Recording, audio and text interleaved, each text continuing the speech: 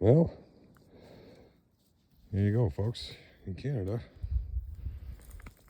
this is sometimes how we have to get to our service calls. It's a lovely day out here today. 11 degrees. Kidding. It's minus 11 Celsius. And it's sunny. Feels kind of warm, actually. Definitely have to use the shoes. And we go down in here.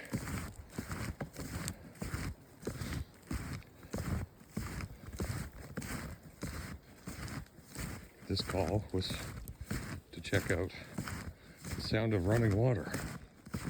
The neighbor was stopping by and heard something. So my guess is a previous contractor did not turn that off. I'd been here in the fall to shut it down. There was a contractor in after me. Don't know who it was, don't care. But I found that valve on, which meant the water was still alive and well, kicking through the pipes over to that little pump house over there. We'll make our way around. This is a lovely, lovely cottage right on the shores of Lake Huron, which, as you can see, is a lovely place to be, even this time of year. So I won't go into the details, but popped that door, heard some water running.